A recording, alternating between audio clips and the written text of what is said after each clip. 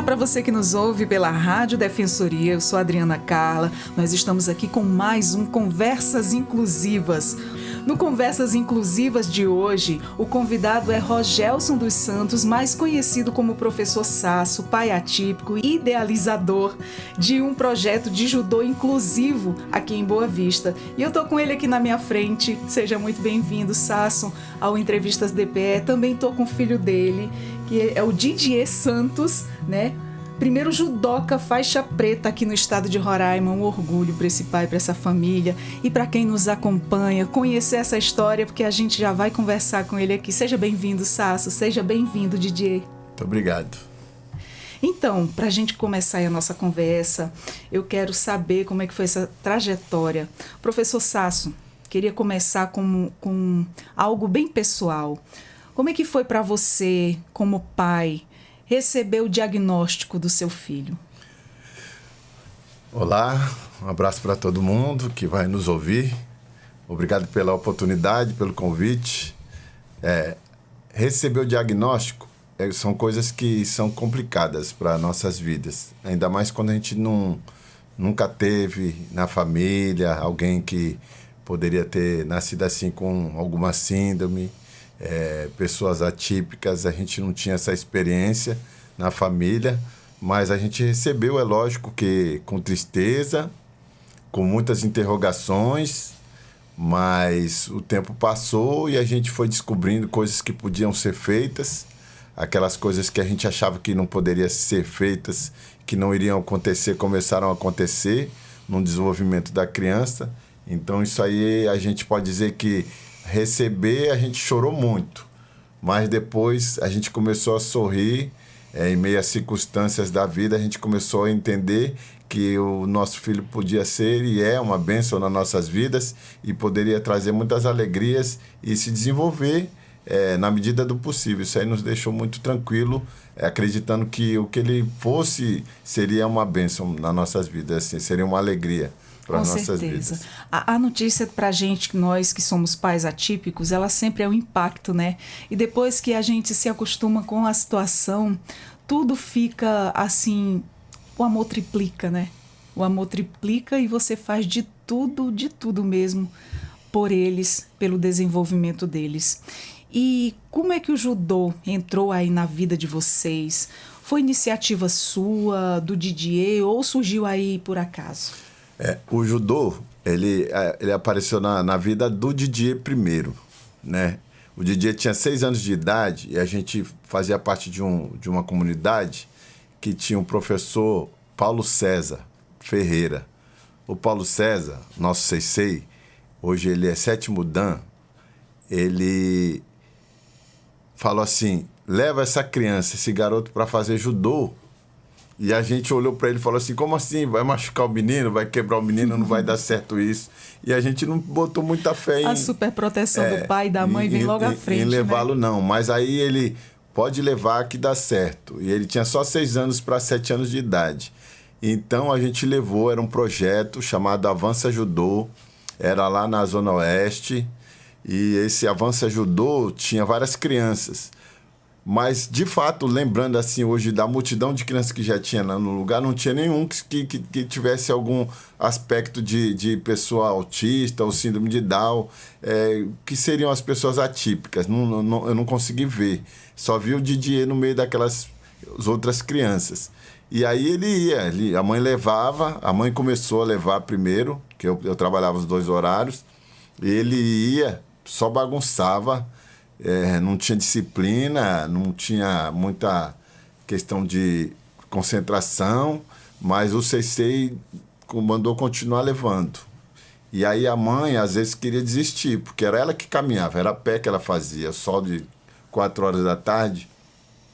E ela queria desistir, porque não via resultado. O menino, às vezes, ia para lá e ficava na disciplina ali, porque assim, ele fazia assim, não quer fazer, vai ficar no cantinho mesmo. Existia naquela época ainda essa questão dessa disciplina de dizer assim, ó, não vai fazer, vai ficar sentado olhando, né? Essa coisa tradicional que existia na questão de disciplina das pessoas, das crianças, no caso.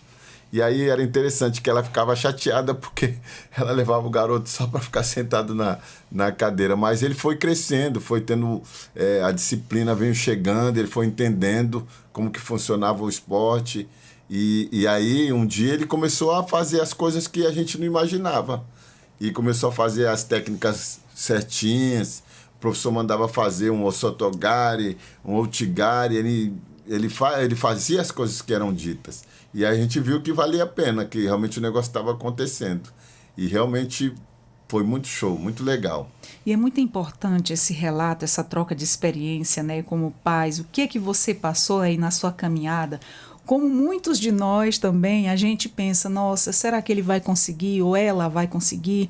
A gente fica nesse... Mas a insistência, a gente percebe muito que na insistência, o não desistir, né, ele traz resultados. Olha hoje aonde ele chegou. Hoje ele é um faixa preta.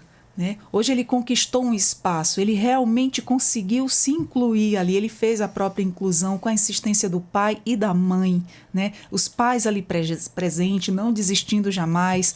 A gente sim se desanima no meio do caminho. Isso é tão importante, essa troca de experiência para os pais que nos acompanham, ou você que está nos acompanhando e conhece alguma família atípica, desde já te peço, compartilhe essa história, porque esses relatos eles agregam muito no nosso dia a dia.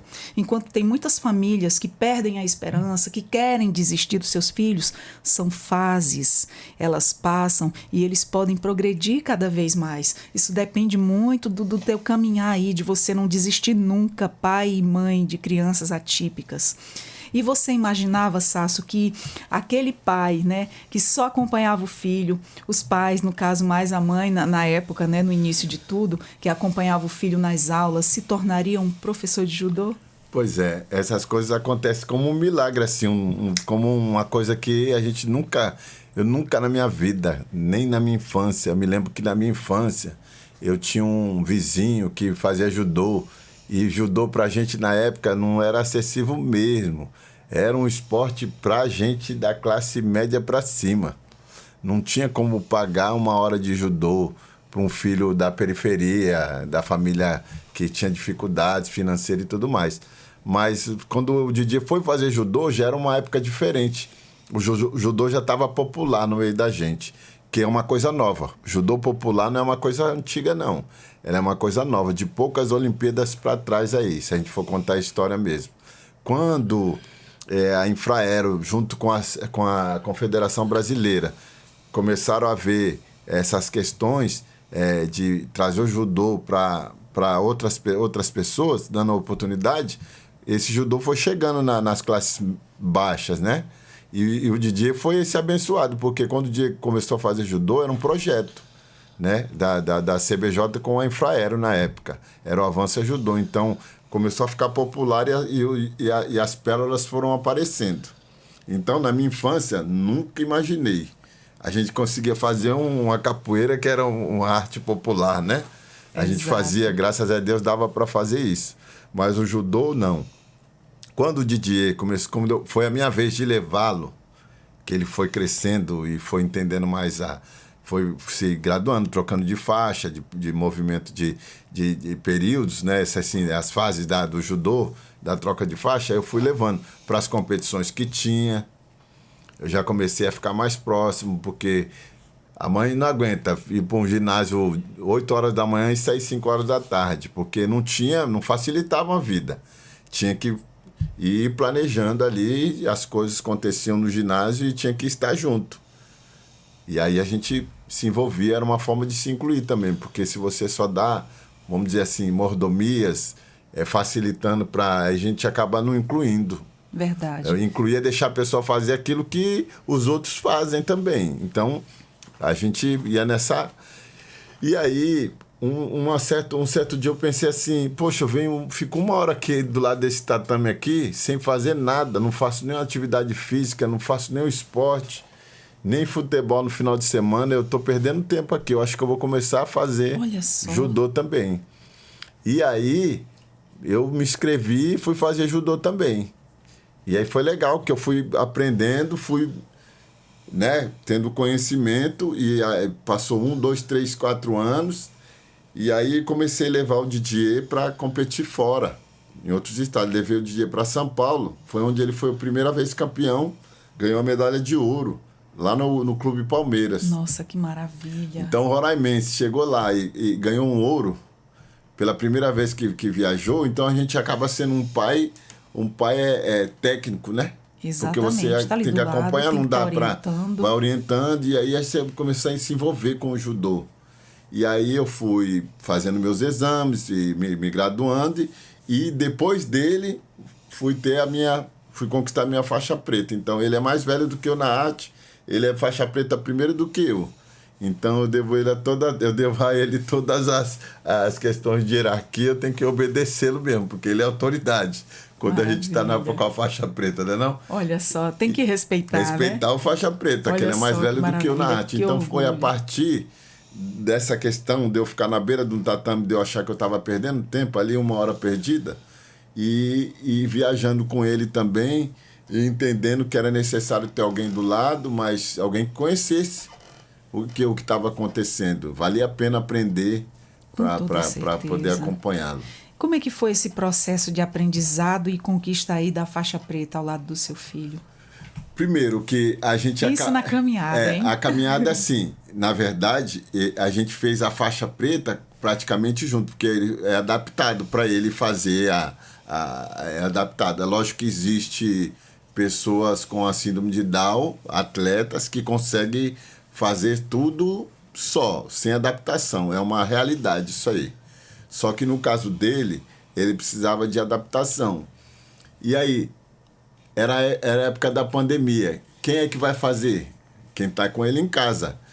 Eu estava com ele em casa, então a partir daí a gente foi estudar junto, participamos de todas as questões juntos, todos os processos de uma faixa preta, dos estudos que se faz, a gente fez junto. Então, tem as adaptações. O CC dele foi adaptando as outras coisas e ele chegou por mérito dele. Ele conquistou a faixa preta dele, não é porque ele é bonitinho, ele é o Didier, não. Porque ele já tem um tempo de escola e tem o mérito dele de poder fazer, ele faz. Então, assim, o exame dele, o CC manda ele fazer, ele faz aquilo que o CC pede para fazer. Então, assim... A única coisa que existe é adaptação. Isso é uma forma de incluir e adaptar, né? Claro, com certeza. A gente tem que... Ele teve toda uma trajetória, né? Tem uma história no Lógico que os filhos da gente, cada um vem com seus tipos de limitações. Exatamente. É muito peculiar de um para o outro, então isso tem que ser respeitado para que seja incluído. Exatamente. E inserido nesse meio. Quando a gente fala em inclusão, né? A gente vê, ó, claro. Conversa de inclusiva. Inclusivas. Olha, veja bem. Para incluir, você tem que adaptar. Exato. Vou contar, só abrir um parênteses aqui. Levei o DJ para fazer futsal. Ele queria, a gente achava que dava legal para ele. Ele não se sentiu bem lá. Tem que tentar de tudo. E ele já fazia judô na época. época. Já fazia judô. O DJ foi para a quadra. Menino nenhum queria passar bola para ele. Infelizmente não queriam, acontece. Eles não entendiam isso aí. Eles não entendiam que tinha que incluir a pessoa. A criança não entende. Se você não falar na escola, na família, o que é incluir, eles não vão aprender. Exato. Então era o quê? 5 contra 5, colocava o DJ no time. O DJ não era nada. Não era nada. Acontece em muitas famílias, infelizmente. Isso hoje tem mudado um pouco, mas ainda está... Não era nada. E aí ele não queria mais ir. Você tem que entender isso. No meu caso, ele se sentiu excluído. Ele se sentiu excluído. Então, tem que experimentar para ver se a gente gosta daquela questão. A gente levou, ele gosta do futebol, mas ele não sentiu ali uma receptividade. Exatamente. Então, a gente não adaptou para incluir. O professor tinha que ter o toque para ele poder entender, o DJ tem que ser assim, vamos incluir assim. Nossa, a gente, pai atípico, sempre fala a mesma língua. A linguagem, o nosso mundo é o mesmo mundo e a gente está na mesma luta, na mesma correria. Todo dia. Aí, fechando esse parênteses e trazendo uma reflexão. DJ largou o negócio de futebol. Quando chegou na escola, na educação física, era a mesma coisa. Onde é que o DJ estava? Na biblioteca. Colégio público. Eu não sei se nos colégios particulares isso acontece. Na biblioteca. O que o DJ estava fazendo? estava dormindo. Oh, meu O Deus. DJ não sabe ler, gente. Ele não lê. Meu filho também não lê. Né? Não lê. Aí ele vai dormir, porque ele Mas uma vez, Sácio, É complicado. Uma vez me vieram perguntar, Adriana, por que o teu filho vai para a escola se ele não lê, não acompanha a turma?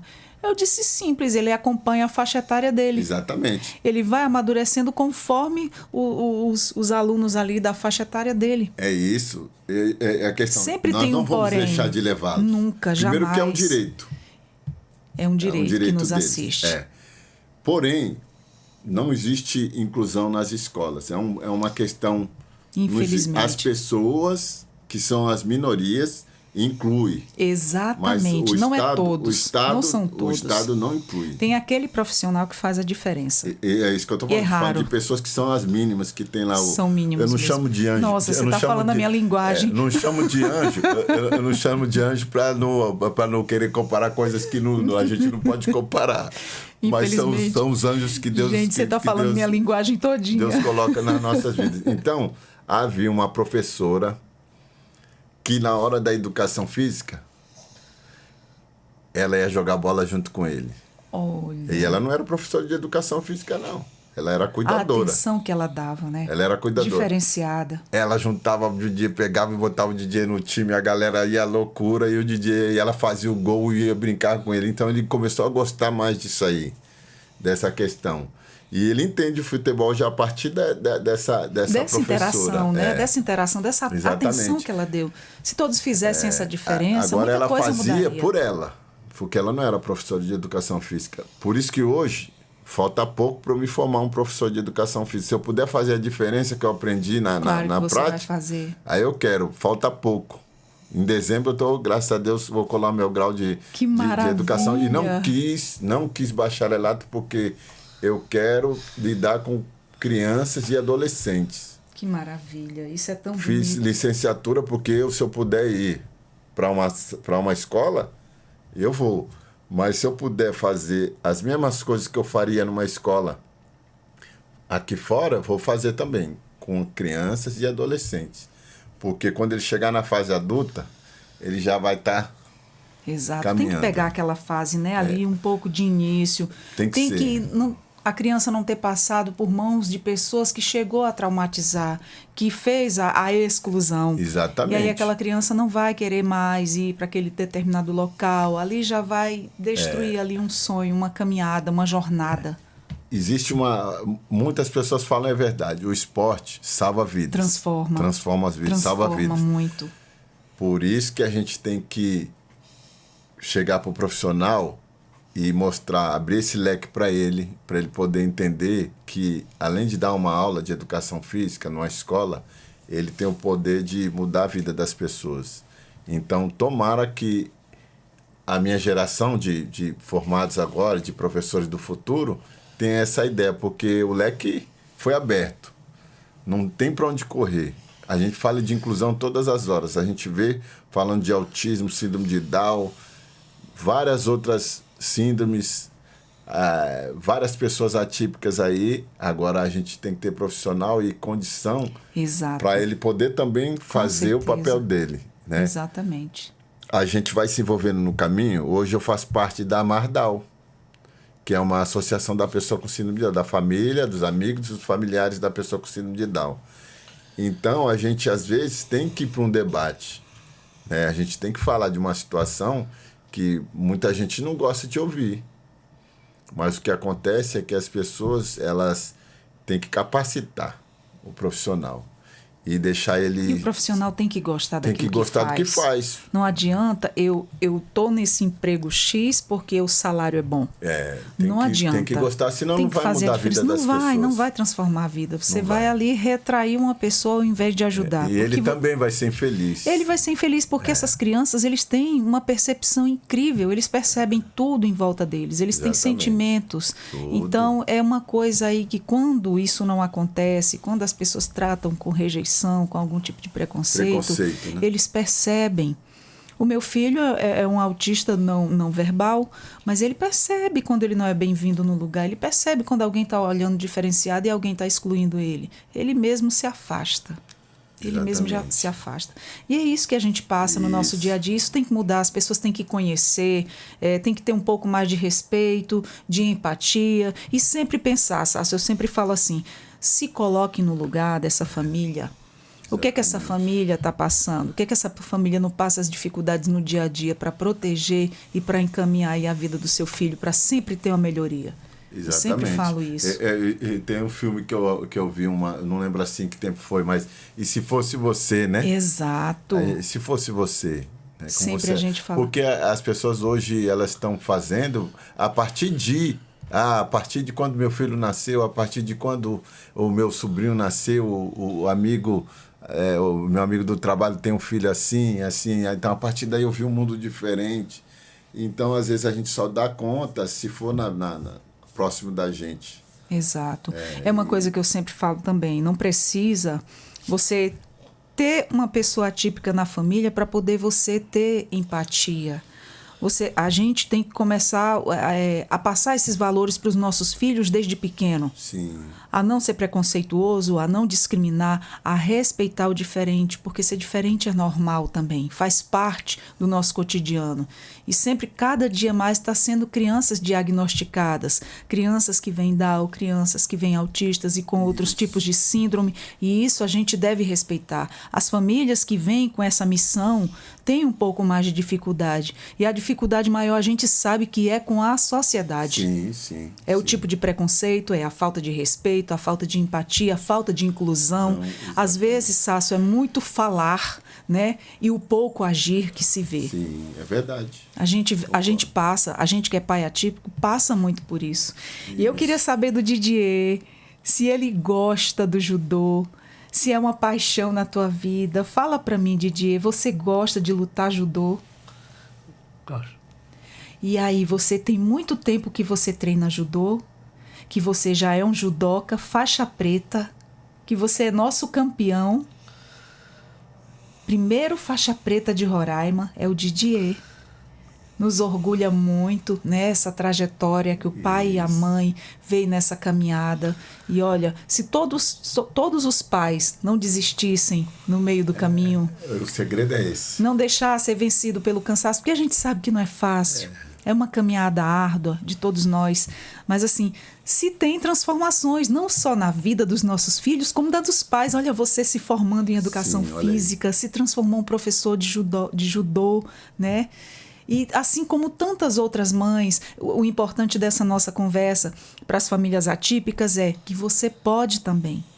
A gente tem aquele momento de dificuldade muito grande que muitos enfrentam, principalmente quando a mãe tem mãe solo, não tem rede de apoio, a dificuldade financeira vem batendo na porta dela com força, e isso é um empecilho muito grande para que ela possa se sobressair, mas consegue sim. Porque Deus é maior e Ele abençoa quem se esforça, quem dá o melhor de si para o seu filho. Lá na frente você é recompensado, porque você também se transforma através de tudo isso. A vida da gente, ela muda para melhor.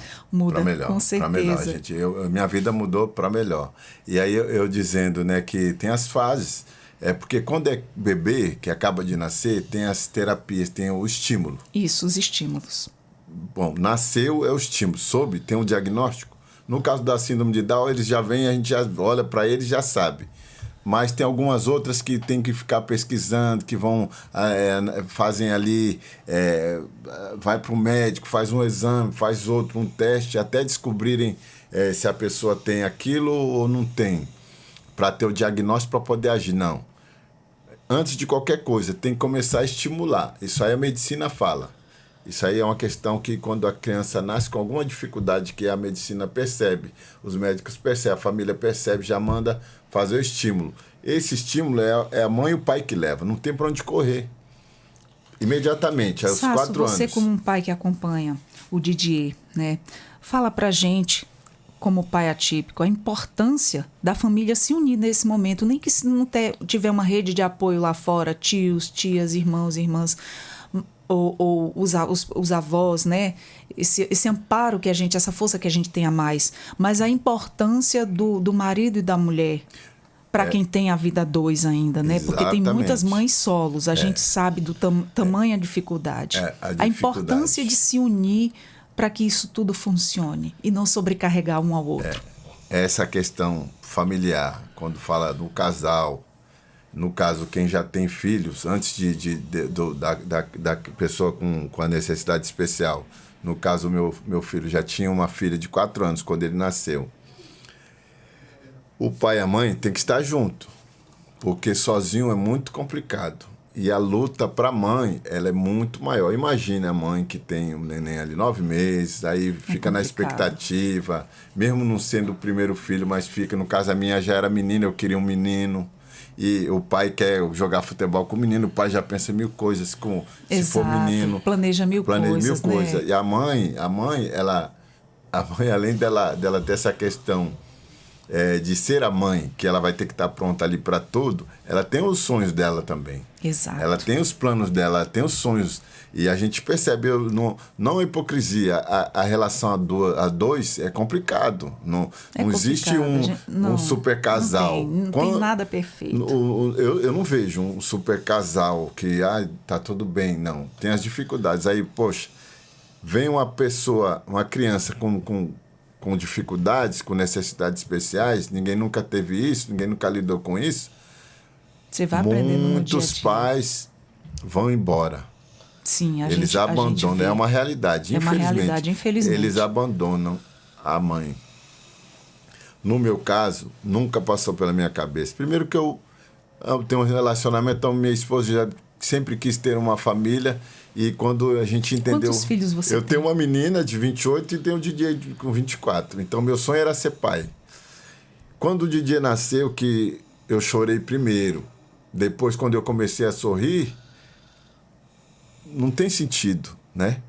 Agora, se fosse sozinha, era mais difícil para ela.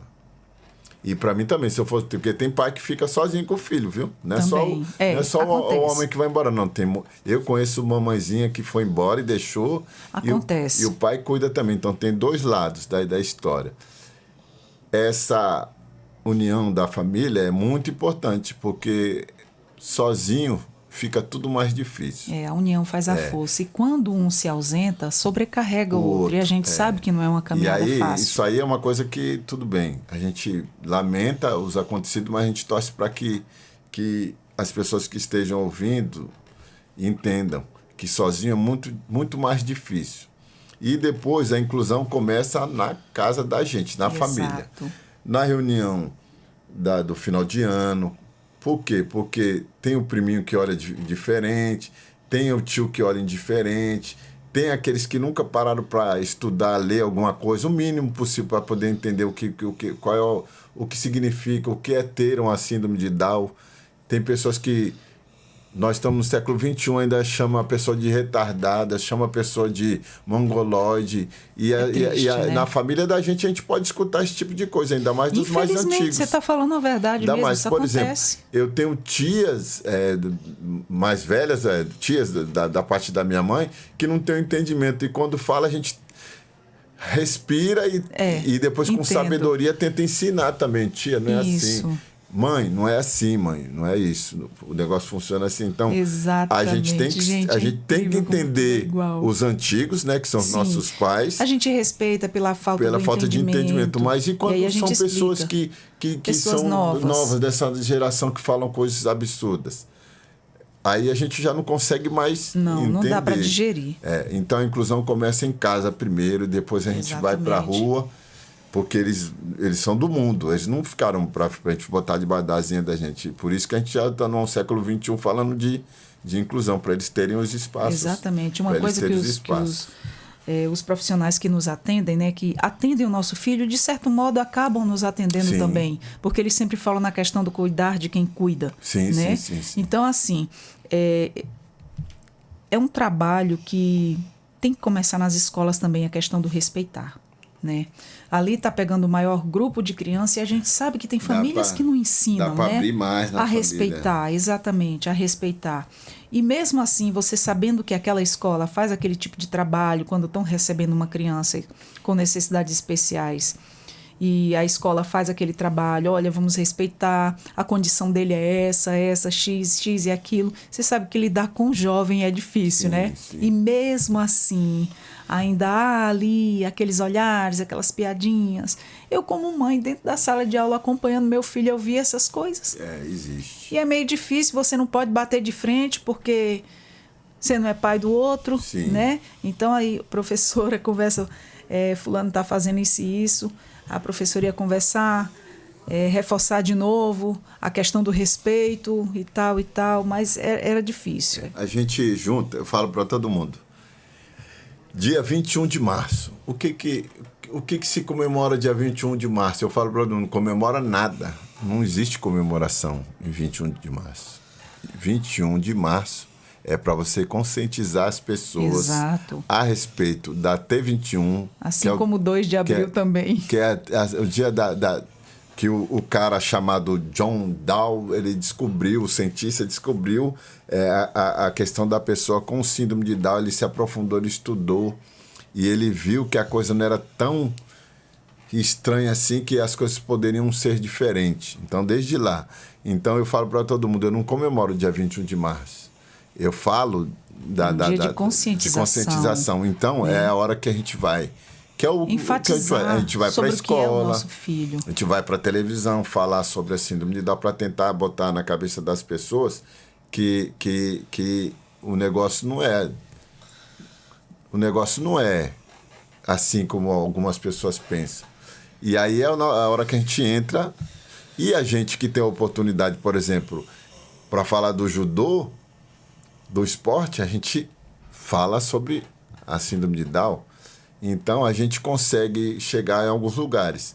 Mas o ideal era que as pessoas falassem não só dia 21 de março. Né? Por que a gente fala? É até uma questão de reflexão. A gente fica esperando chegar dia 21 de março para poder falar o que a gente sente. Exato. Porque a televisão vai chamar, a escola vai chamar, o político vai chamar. E a gente não quer que só lembre nesse dia. Várias pessoas vão chamar. E aí a gente, como forma de protesto, a gente chega e fala. Que é a oportunidade que a gente tem de falar. Mas seria bom que se falasse todo dia sobre inclusão, sobre respeito. Exatamente. Existe, não sei se ainda existe, mas existe escola de boas maneiras, alguns séculos atrás aí. Por que não se tem hoje, né, na escola para falar de boas maneiras, de falar sobre respeito ao próximo, né? Sobre valores, por que tem que ser dia 2 de abril? Educação. Por que só tem que ser dia 2 de abril que é para falar de autismo? Por que só tem que ser dia 21 de março para falar de autismo? Então, quando você fala e mostra que eles podem fazer tudo, você está dando um bom exemplo. Então, quando eu falo do judô, falo com meu filho, faz judô é faixa preta, não é para meu orgulho, eu digo para todo mundo, não é para minha vaidade. Eles têm capacidade. É para mostrar que eles podem. Eles podem. E tem profissionais também que fazem a diferença. Exatamente. Né? E é uma forma também da gente mostrar para os pais que nos acompanham e que conhecem famílias atípicas que pode sim, que eles são capazes e você só tem que ir ali. Tem que experimentar. Tem que experimentar. Não gosta disso, leve em outra atividade. Vê o que ele se identifica, aonde que ele é bem acolhido e que vai funcionar. Isso. DJ gosta de judô, gosta de nadar. Ai, é o que ele faz. Eu digo para todo mundo. Eu adoro a água também. O que o DJ faz? O DJ tem 24 anos, já trabalha, já está na faculdade, escuta as coisas que a gente escuta. Ah, está na faculdade, já namora. Não, o DJ não faz nada disso. Eu não estimulo o DJ a namorar. Não. Com todo o respeito quem namora. A gente conhece o filho que a gente tem. Então a gente sabe as limitações deles. Todo respeito. Se o DJ se apaixonar e a pessoa se apaixonar por ele, a gente vai resolver. A gente vai ver como que a gente faz. Mas eu estimular... Eu nunca farei. Nunca faço e não farei. Então, o que o DJ faz? O DJ é atleta. Ah, ele é atleta? Ele é atleta. Ele faz judô, faz natação. Isso é maravilhoso. 3 vezes por semana. Ele faz tudo isso aí. Ah, o DJ fala? Fala. Quando ele quer, ele fala bem. Faz malcriação? Faz malcriação. Fala grosso. Tudo isso ele faz.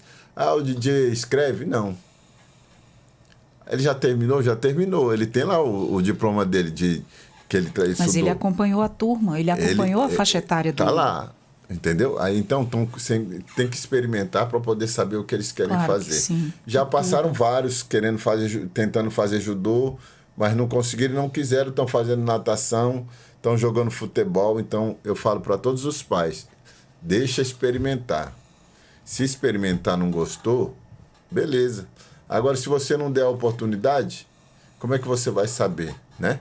Exato. Então é isso. Como é que é a rotina de treinos, né, na Associação Amardal? E há alguma adaptação nas aulas? Na Amardal, nós abrimos vagas 2 vezes por semana. Não deu certo. Por quê? Porque os pais falam, realmente, e eu concordo com alguns, que é uma rotina muito grande, principalmente quando é criança ainda. Porque tem as terapias e tem a escola. Exato. E depois tinha o judô. O pai e a mãe quer que eles façam tudo que é para tentar salvar o menino, sabe como que é? Sim, vamos mas fazer aí tudo, sufoca, vamos fazer né? tudo, vamos fazer tudo. Só que chega uma hora que eles entendem que não é assim que funciona. Né? Que os meninos têm que respirar, têm que Exato. ter o tempo deles. Então, eu descobri que não ia dar certo 2 vezes por semana. Então, eu faço só aos sábados. Todos os sábados eu faço judô com criança e adolescentes. E alguns adultos que aparecem, uns já não deixaram de ir. Quando tem adulto, a gente trabalha os adultos. Quando tem só criança, dá para entre eles ali trabalhar bem. A adaptação tem alguns detalhes numa técnica que você não pode fazer com eles. Primeiro que eles são mais lentos. Eu pela minha experiência, quando eles são crianças ainda assim de 4 a 10, 11 anos, eles ainda são muito ativos. Não sei se você percebe. Sim, é uma fase que vai passando. Eles Até são os 5 ativos, anos eles eles querem estão correr, elétricos. de diezão, pulava portão, fazia um monte de coisa. Chega uma fase já da adolescência, pelo que eu observo, nada clínico, eu não sou médico, não sou cientista. Mas e se eu olhar nada, clínico de pai, de um pai atento? Ele começa a engordar também, eles engordam. Poucos são magros, a pessoa com síndrome de Down, poucos são magrinhos, sim. Poucos. E aí eles ficam mais pesados, mas eles, pela natureza deles, eles já são mais lentos. Tem hipotermia, tem aquelas questões, eles já são mais lentos, eles têm, e o raciocínio deles é mais lento. Então você tem que adaptar uma técnica ali, você não vai conseguir desenvolver. Quando eles estão com os outros, que aí é legal contar com os típicos, o negócio funciona legal, sim, porque a pessoa que é típica, ela consegue ajudar muito eles. Mas e quando se não tem, você vai fazendo no tempo deles. Vão se adaptando à realidade de assim, cada um, né? Conforme vai mudando de faixa, que vai tendo uma idade diferenciada, tem algumas técnicas que não se pode fazer. Já a pessoa com síndrome de Down, a gente não permite fazer, por exemplo, coisas que possam enforcar, claro. Coisas que pode pegar no pescoço, de coisar a cabeça, tudo isso a gente não ensina. Faz parte do judô, mas quando você tem uma maturidade para tem fazer, uma regra para eles. tem uma regra para eles. Quando eles saem para fazer, no caso do Didier, que ele compete, faz competição fora, tem as regras para ele. Então a gente cuida muito da parte do pescoço, da cervical. Então você pode ver um judoca às vezes fazendo uma técnica que tem gente que não tem muita sabedoria. Não é assim. A pegada não é assim. Pá. A pessoa não está entendendo que foi adaptado. Em vez de eu pegar o pescoço, eu pego só no kimono e aplico a mesma técnica. Vai ter o mesmo efeito. Então a gente tem esse cuidado que a gente aprende no meio do caminho. A única adaptação é essa, é questão de tempo. Tudo tem seu tempo, eles né? são mais lentos, você tem que dar mais tempo para eles.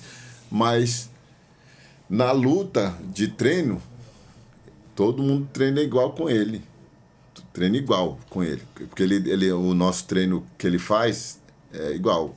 Já no projeto eu já tenho que fazer, até porque todos eles são atípicos. Então o trabalho é entre eles. Mas quando ele treina na nossa academia ali, aí os meninos ele vai para cima também. Só que, como o esporte é por categoria e peso, fica mais fácil de você cuidar. Né? Você não vai botar um garoto Claro. de 100 quilos para lutar com um menino de 50, 60 quilos. Um rapaz que já tem 24 anos com uma criança de 12 anos. Então, não existe isso, porque o cuidado é exatamente a idade. A faixa etária já ajuda você ter o cuidado adequado para cada categoria, né? Certo. Sasso, qual é a reação das famílias, né, quando veem seus filhos participando aí das aulas e se superando? Esse é que é o legal. É muito gostoso de ver. A mãe, quando volta com o filho, é porque tá dando certo.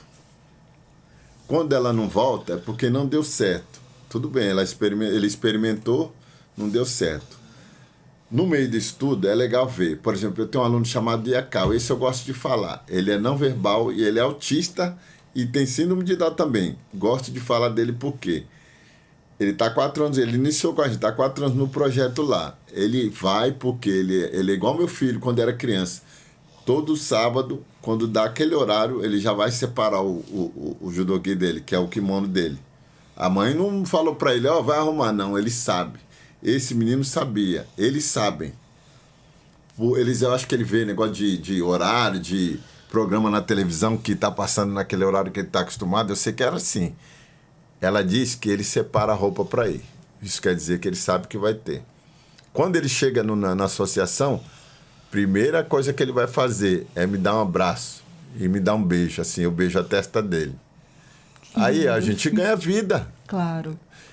Não são muitos, era para ter muitos, mas não são poucos que permaneceram, mas está valendo a pena, porque a mãe sabe que vale a pena, ela fala. A mãe trouxe um autista, uma menina autista com síndrome de Down também. Imagine como a dificuldade aumenta a dificuldade, né? Quem está fora fica de olho. E às vezes a pessoa está dentro e não percebe. Já é o inverso aí. A mãe não percebe. Quando chega alguém e fala, nossa, como que ela tá diferente. Fulano tá diferente. Porque ela chegava, ela não queria ficar no tatame. Hoje ela fica no tatame.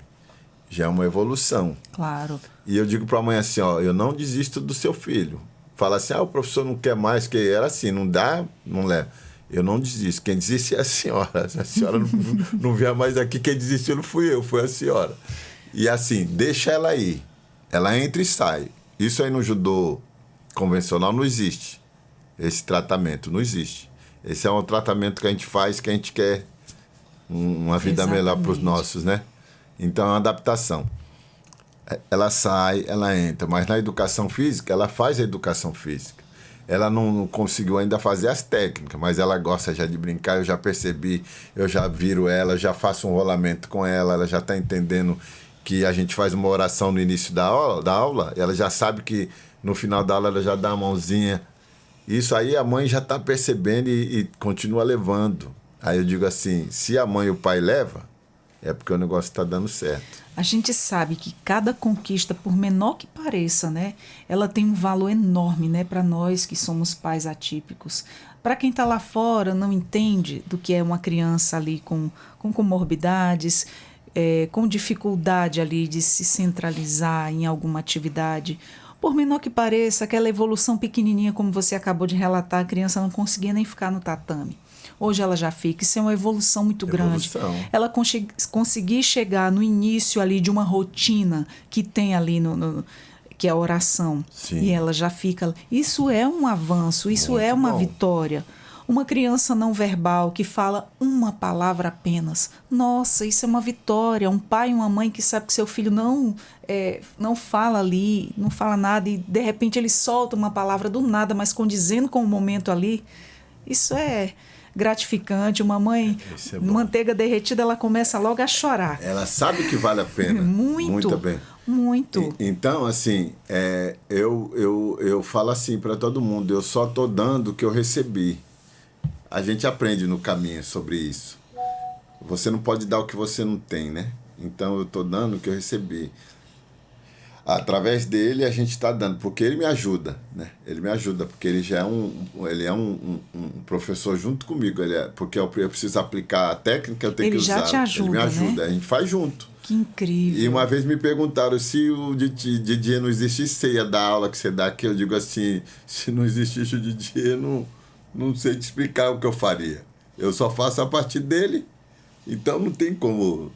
mas se... Tá vendo como a vida da gente se transforma? Aí eu falei para a pessoa assim, porque eu estava numa situação, eu falei assim, se eu pegar esse tatame que está aqui, eu levar para algum lugar, eu continuo fazendo judô? Ela disse, continua, então é isso.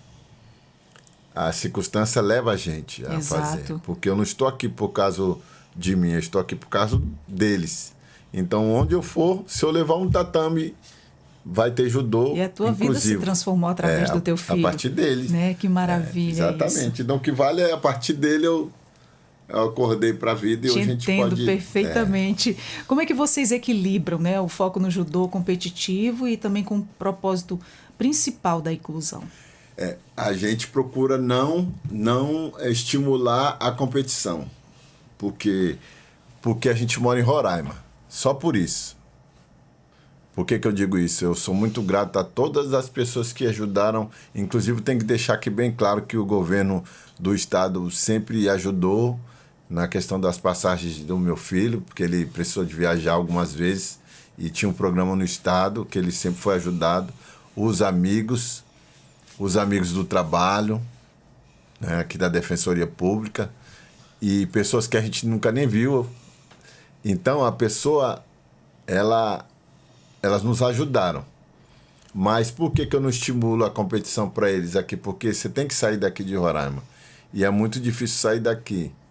Então, se você colocar no coração, né, de uma pessoa, numa criança atípica, que você vai fazer, como já aconteceu com o pessoal do judô regular, de você colocar no coração de uma criança que ela vai viajar de avião pela primeira vez e ela vai competir em outro estado e 2 dias antes não ter a passagem... É muito frustrante, né? Então, eu vou mexer com sentimentos. Então, eu prefiro não estimular a competição, porque aqui no estado a gente tem dificuldade de sair. Mas o meu projeto é fazê-los atletas aqui. Eu já tenho uma turma. Mas a questão do estar funcionando aqui, isso já faz uma diferença enorme. Fazer essa turma progredir e outras academias terem a ideia de abrir as portas mesmo para eles. E num futuro, a gente fala assim, Roraima tem competição para a pessoa com síndrome de Down. Porque a inclusão no esporte, ela diz o seguinte, você inclui para treinar, mas na hora de você fazer uma competição, tem que ser de igual para igual.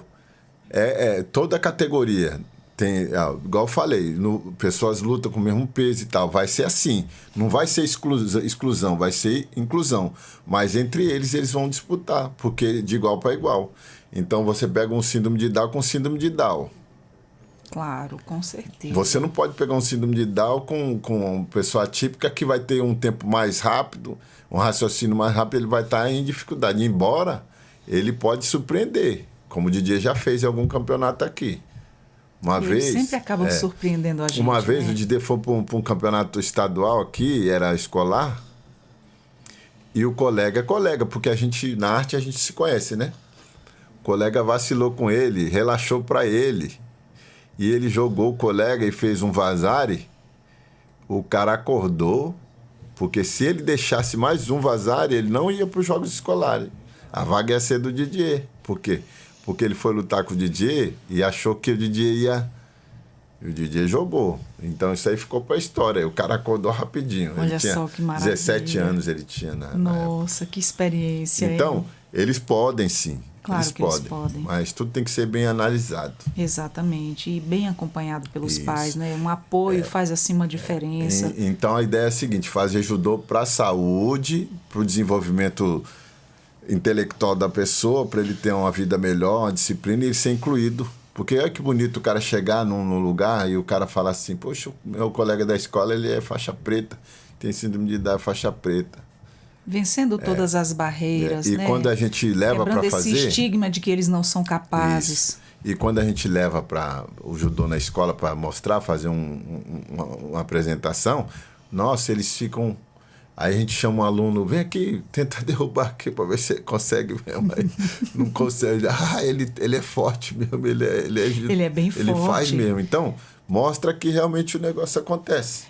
A gente percebe que o corpo do Didier, ele não é forte só porque ele desenvolve o corpo grande. Realmente, ele tem uma musculatura da luta. Ele tem um porte de atleta mesmo. Ele tem um porte de atleta. Ele tem porte de atleta. E a orelhinha? Ainda está normal? É normal porque o judô... O dele não força. Não, o judô é pouco. O jiu-jitsu sim, mas o judô é pouco. Mas mesmo assim ele ainda tem. Porque um pouquinho. Mas não... acontece. Ele diz que tem uma orelha de jiu-jiteiro, que eles brincam, né? Uhum. Você queria ter aquela orelha toda gordinha? Mas ele tem. Eu acho bonito quando eu vejo meu filho assim com porte eu acho legal, porque ele era menina. Quando meu filho nasceu, ele era flácido, menina.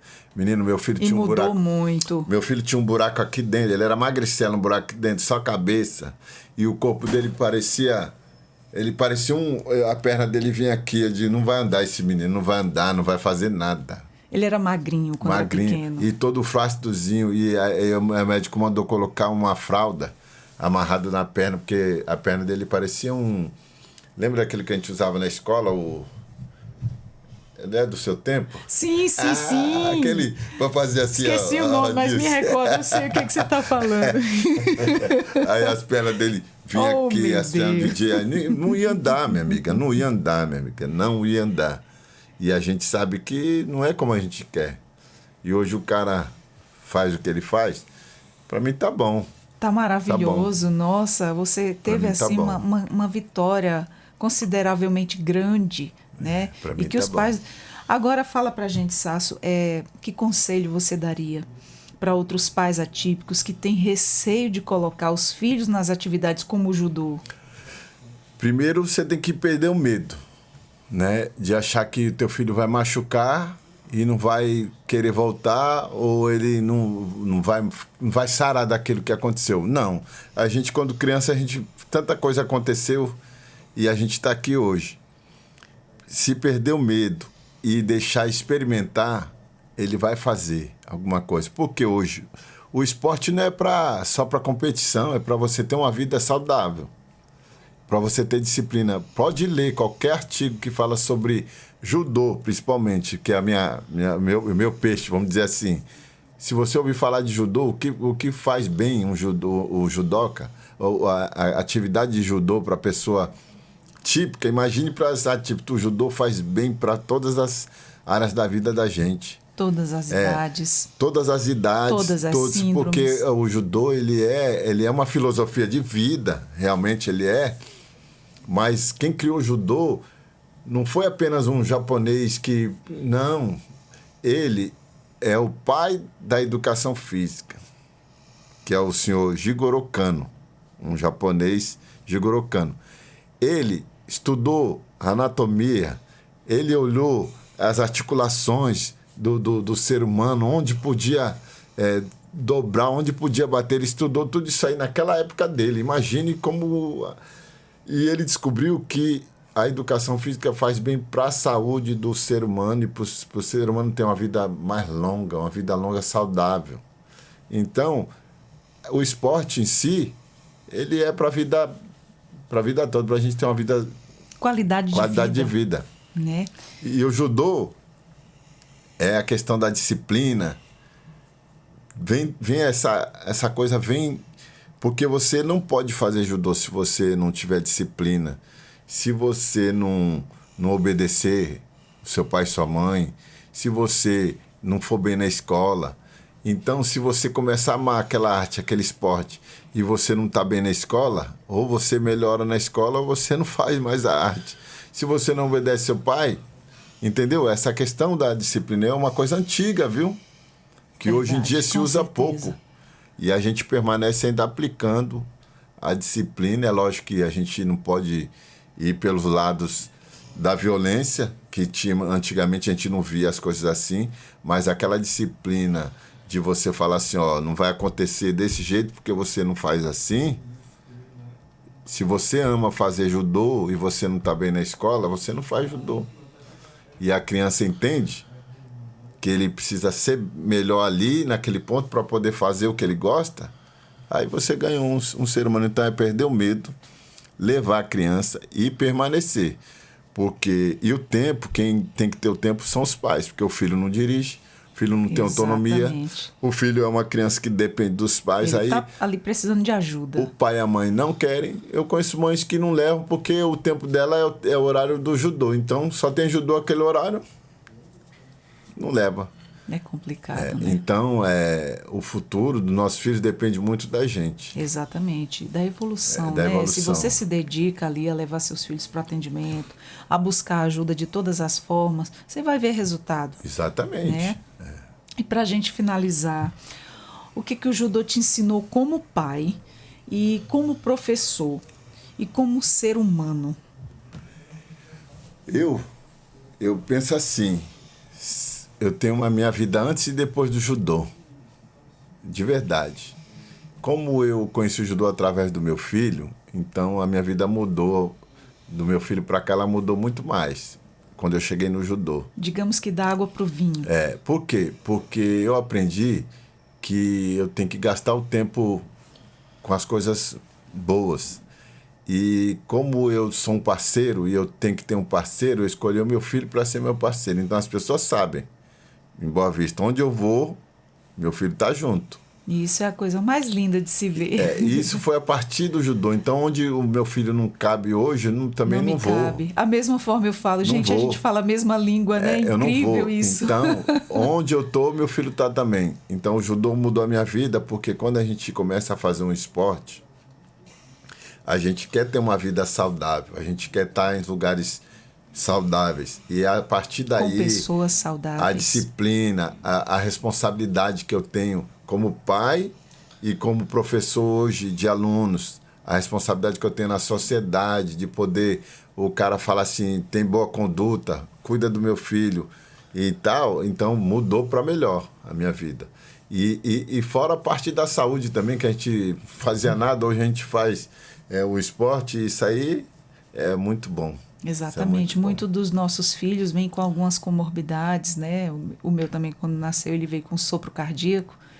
E aí a gente ficou acompanhando, graças a Deus fechou, não precisou de cirurgia. Sim. Mas é isso, é uma caminhada árdua do dia a dia, que a gente dedica muita atenção e amor, e a gente vê coisas acontecerem. Às vezes pequenas coisas, mas fazem uma diferença enorme. E vai acontecendo, né? Tudo no tempo deles. Vai acontecer no tempo deles. É isso que eu falo. Deixa eles fazerem, para a gente poder saber se eles querem aquilo ou querem outra coisa. Não é porque eu quero que ele jogue futebol que ele tem que jogar futebol. Ele tem que se identificar com aquilo. Ele tem que saber o que ele quer. Se ajudou o que for, ele tem que fazer o que ele achar que é bom. Agora, quem tem que levar são os pais. Exatamente. E não deixar a responsabilidade do pai e a mãe para outras pessoas, porque, infelizmente, ainda existe essa questão de você passar a responsabilidade para os outros, né? Exatamente. Você tem que tirar um tempo para você. Da família tem que caminhar junto e dividir as atividades, né? Para um não sobrecarregar o outro. Exatamente. E o olhar de pai não tem igual, né? O olhar do pai, de uma mãe, juntos ali unidos,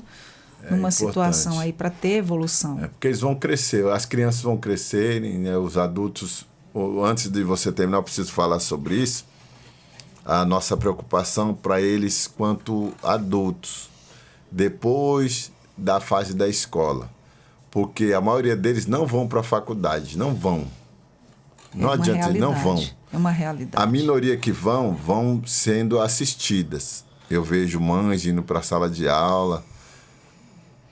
Na questão dos intelectuais, a dificuldade é maior. Então, o que acontece? O Estado e o município não olham para isso. Não olham para isso. Todas as programações que nós temos é da criança ao adolescente. Quando a criança vai para o Estado em questão de escola, tira a responsabilidade da parte da prefeitura.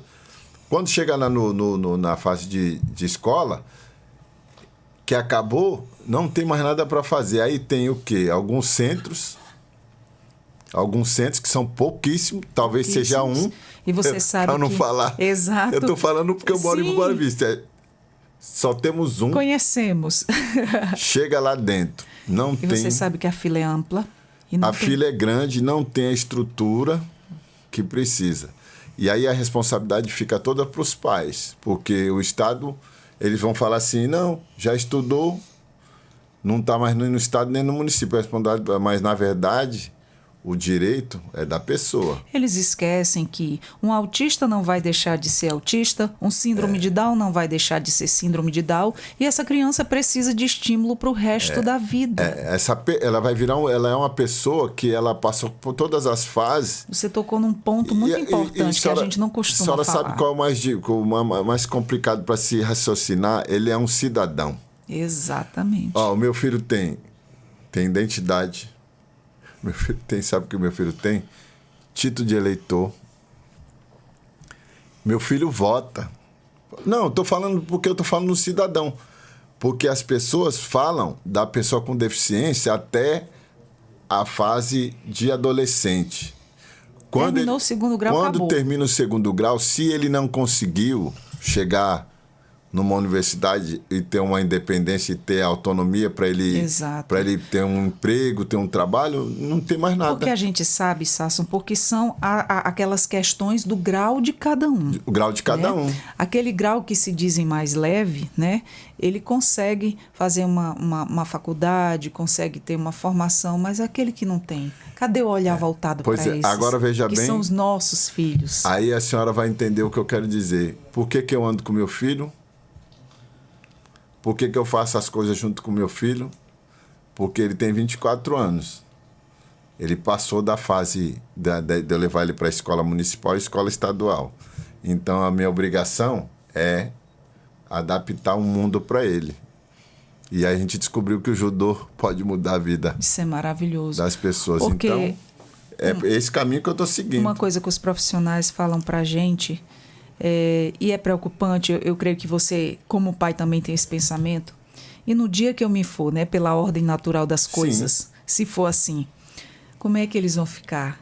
Exatamente. Né? Então, o mínimo que a gente puder dar de autonomia, de independência, para eles se autocuidarem, né, viver nesse mundo. A gente tenta... Sempre vai ter alguém que vai olhar por alguns, mas ele consiga se alimentar só, consiga se vestir só, aquela autonomia que a gente sabe que é dificuldade para muitas crianças. E tem até crianças que dependem totalmente de um adulto, né? Adulto, Então é isso que eu falo. Então casos. A gente às vezes acaba fazendo algumas coisas para poder ter. Porque, por exemplo, se eu chegasse em casa, do trabalho e fosse dormir, o meu filho fez o que hoje? Ele não fez nada, ele só ficou em casa. Nossa, quantas noites eu já passei sem dormir? Então hoje o meu filho... sem descanso. Segunda, quarta e sexta ele faz natação, faz judô.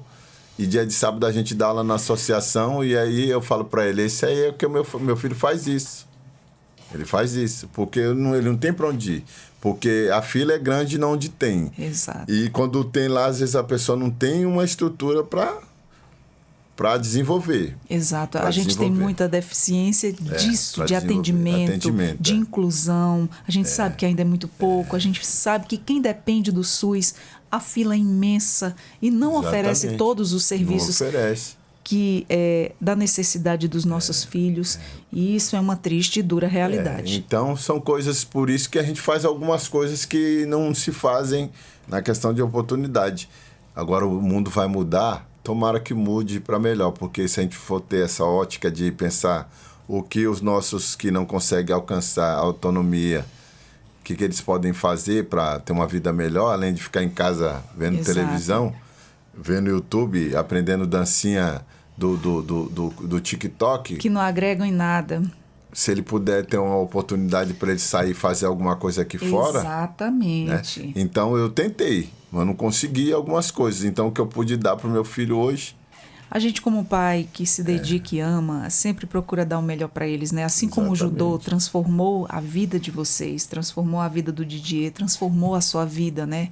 Hoje você é um professor de judô. Hoje você ajuda outras pessoas atípicas também. Exatamente. Isso é muito lindo. Parabéns pelo seu trabalho. Esse é o segredo tá aí, de fazer... E cada um vai fazendo ali dentro das suas possibilidades da melhor forma que tem aí de evoluir na vida de alguém, de estar somando, de estar agregando e também estar fazendo ali pelo seu. O que é que eu faço pelo meu? O meu eu faço...